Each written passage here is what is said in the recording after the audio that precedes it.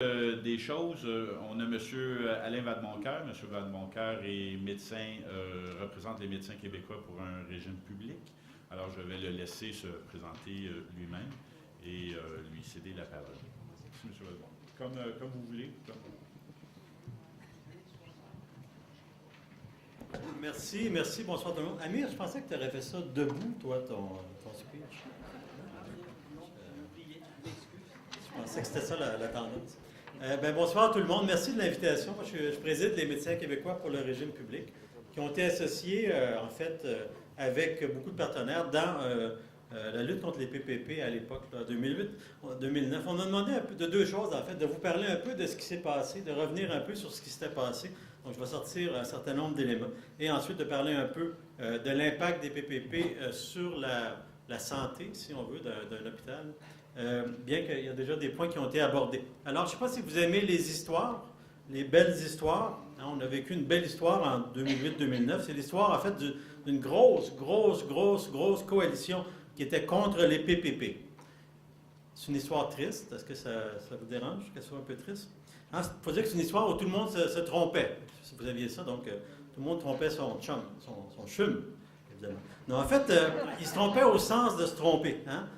Tout le monde s'est trompé. Les syndicats, il y a beaucoup de gens des syndicats ici, vous vous êtes évidemment tous trompés. Est-ce qu'il y a des infirmières ici? Hein? Les infirmières ou les infirmiers se sont trompés.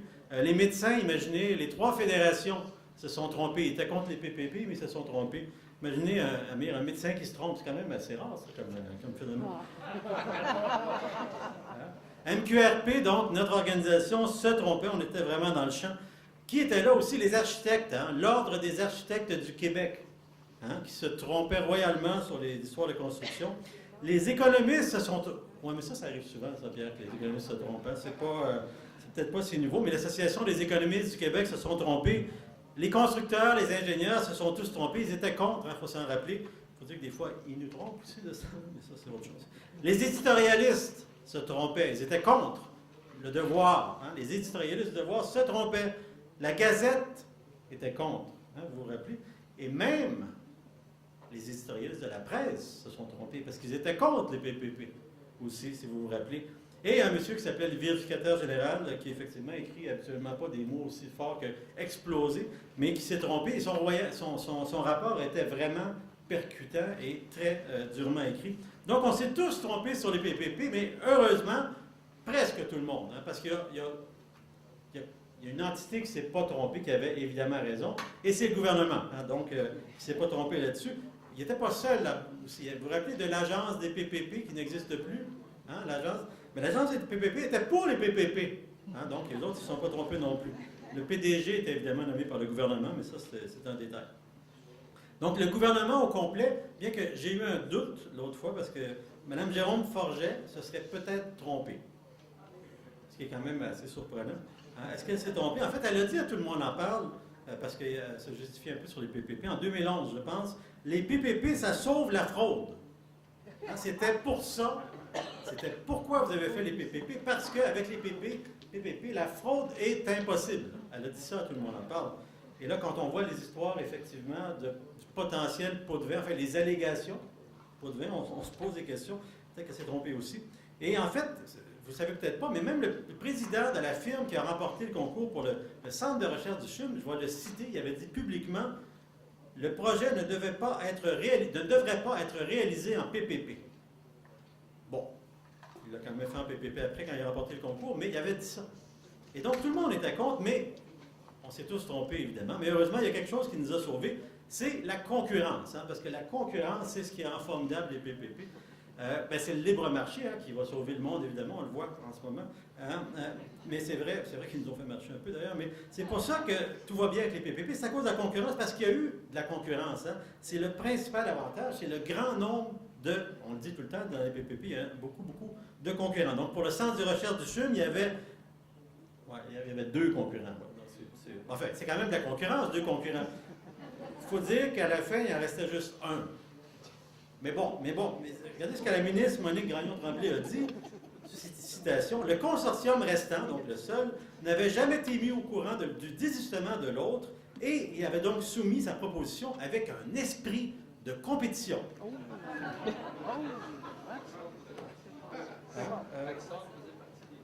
Oui, je ne me rappelle pas ça de la compétition exacte.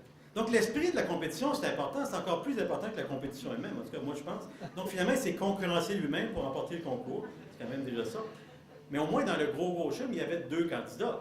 2 candidats, c'est quand même énorme compétition. En tout cas, il y en avait 2 au début, hein, parce qu'à la fin, en fait, je vais vous lire un extrait de Kathleen Lévesque qui a suivi ça de près, février 2011. Il n'y a plus de concurrence dans la course au partenariat public-privé, au PPP, pour la construction du CHUM. L'un des 2 soumissionnaires a été disqualifié pour des raisons financières, a appris le devoir. Au cabinet du ministre de la Santé, Yves Bolduc, on affirme que le processus concurrentiel a été respecté.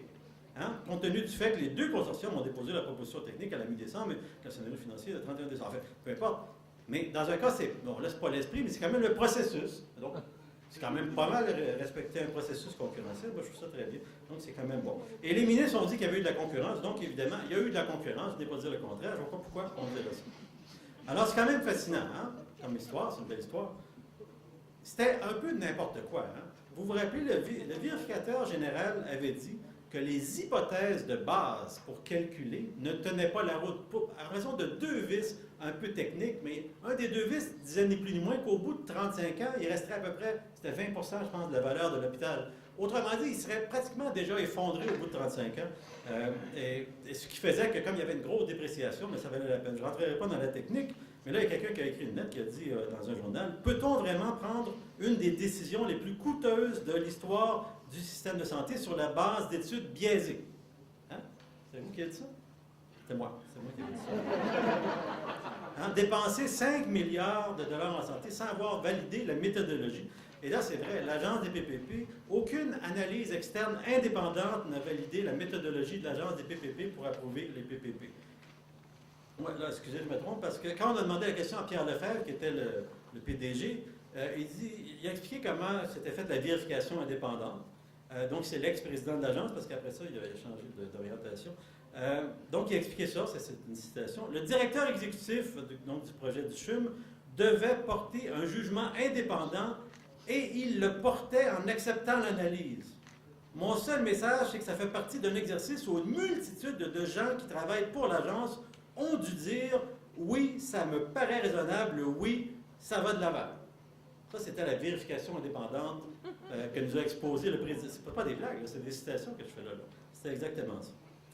Alors, tous les gens, parce qu'il y avait tout le monde, là, on était au-delà de 20-25 organisations, tout le monde disait reculer. Est-ce que c'est si urgent de réaliser des projets quand on remet en cause l'analyse fondamentale?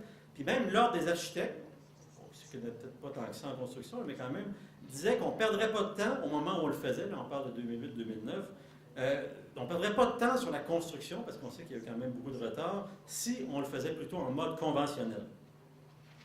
Et il y avait plusieurs bonnes raisons de reculer. Je ne reviendrai pas parce qu'il y en a qui ont déjà été exposés, mais la question des coûts, je pense, a été assez bien documentée. Hein? On parle parfois de jusqu'à 30 de plus pour le coût d'un hôpital. Brampton, qui est un hôpital du Canada, un des premiers, ou le premier hôpital en PPP, je pense, qui avait coûté 50 millions de plus. Donc, il y a multiples expériences en Grande-Bretagne et ailleurs qui montraient que ça pouvait coûter plus cher. Ou bien, s'il fallait comprimer, Pierre l'a mentionné, on comprimait souvent sur les services. Donc, des fois, le nombre de lits de l'hôpital par rapport aux projets initiaux, ça a été documenté. Écoutez, moi, je travaille à l'Institut Cardio. Un hôpital, vous travaillez tous dans un hôpital, ça change énormément au fil des ans. C'est très difficile d'identifier comment va se pratiquer la médecine dans 10-15 ans. Imaginez dans 35 ans. C'est clair. On a refait l'urgence en 2003 chez nous. La radiologie, ça fait 2 fois qu'elle est refaite. Les résonances rentrent. On rentre bientôt à PET scan à l'Institut. On ne savait même pas que ça existait il y a 15 ans, ces trucs-là. Et donc, c'est presque impossible de décrire comment on va pratiquer la médecine, quels vont être les vrais besoins. C'est pour ça qu'un hôpital, ça change souvent un peu de forme, de conformation, tout ça. Donc, la rigidité qui a été bien identifiée pour les PPP, pour un hôpital, c'est très, très, très problématique. Hein, s'il faut, comme mentionnait Pierre, avoir 2 avocats à chaque fois qu'il faut changer une porte de place, et moi, j'ai fait rajouter une porte il y a 2 semaines au vestiaire, dans notre petit local des urgentologues, parce que ça prenait une porte pour que les filles puissent mettre leur manteau et leurs affaires là. Donc, ça a pris comme une journée de faire ça, là. Ça aurait été plus long, je pense, si on avait fait un peu plus cher aussi, parce que finalement, ça n'a pas coûté très cher. Un truc que j'ai dénoncé, moi aussi, c'est la perte d'expertise. Pierre l'a mentionné un petit peu. Mais si on confie à des firmes, des grandes firmes, parfois étrangères, et au privé, en dehors de l'appareil de l'État, l'expertise de construire des grands hôpitaux, en fait, les plus gros projets qu'on a jamais eu à Montréal. Imaginez, on ne l'aura plus, cette expertise-là. Il n'y aura plus personne dans 15-20 ans qui va savoir comment construire un gros hôpital. Et si jamais ça ne marche pas, les PPP, on va être un petit peu mal pris. Hein? Donc, nous, on a dénoncé ça aussi comme un modèle où on retire finalement des responsabilités à l'État pour les donner au secteur privé. Et ça, c'est quand même relativement clair. Donc ça, c'était l'histoire, en fait, et les raisons pour lesquelles on s'était battu à ce moment-là. Savez-vous comment a fini l'histoire? Et ben moi non plus, je ne sais pas. Et je ne le saurais peut-être pas. Hein? 2049, je vais avoir 86 ans. Quoique dans ma famille, ils vivent assez vieux. Mon père s'est rendu à 89, hein? ma mère est au-delà de ça. Mon grand-père, mon oncle était allé jusqu'à 98 ans. Hein? Donc j'ai peut-être des chances de voir la fin de l'histoire. Je me compte chanceux, mes enfants sûrement vont la voir. Mais en fait, on ne la sait pas vraiment. L'histoire est en cours. En fait, on a 2 CHU en PPP, on a 5 CHSLD. Une bonne nouvelle qu'on a eue récemment, on a rencontré le ministre Hébert, c'est que lui, clairement, il l'a dit publiquement en janvier ou en février, il n'en veut plus de PPP. Enfin, les 5 et les 2, il va vivre avec, mais il a dit clairement qu'il n'en veut plus d'autres. Qu'est-ce qui va arriver avec les CHSLD, qui sont quand même des entités beaucoup plus petites, où les problèmes ont déjà été identifiés, entre autres, par vous, en fait. On ne sait pas trop. Mais c'est clair que pour les CHU, probablement, son discours, c'est qu'on est pris un peu pour vivre avec. Alors, la grande question que je me pose, puis je n'ai pas la réponse, j'ai rencontré Pierre par hasard, puis on en a discuté un petit peu l'autre fois dans un café. Est-ce que les PPP sont irréversibles ou non? Et s'ils le sont, ben, c'est peut-être le temps de profiter d'un ministre qui n'est pas chaud pour les PPP pour voir ce qui peut être fait. Mais dans le fond, on en jasait un peu. La clé, c'est que ça serait quoi la clause de rupture d'un contrat comme ça? Hein, qui fait combien de pages, un contrat de PPP? Comment épais? Alors, où est la clause de rupture? Il y aura des clauses là-dedans qui disent quand tu ne respectes pas, je ne sais pas, mon non-respect du contrat, des vices quelconques, évidemment, s'il y a une faillite, hein, comme Alon a mentionné un des cas. Comment on brise ces contrats-là et surtout, quelles sont les conséquences? Ça a coûté assez cher de simplement remercier les consortiums qui s'étaient retirés des soumissions pour les PPP. C'était 5 ou 15 millions? 5 et 7 millions, juste pour les remercier d'avoir soumissionné. Alors que déjà, ils s'étaient plus ou moins retirés, en tout cas, peu importe, mais ça a coûté quand même très cher. J'ose même pas imaginer la clause de rupture d'un contrat de cette ampleur-là. Ça doit être plus que ça. Hein? Ça doit être assez compliqué. Ça doit demander sûrement 2-3 avocats pour régler ça. Donc, quelle est la clause de rupture? Bien, je pense qu'il faut... Nous, on aimerait ça la connaître, mais peut-être que ces contrats-là ne sont pas très publics non plus.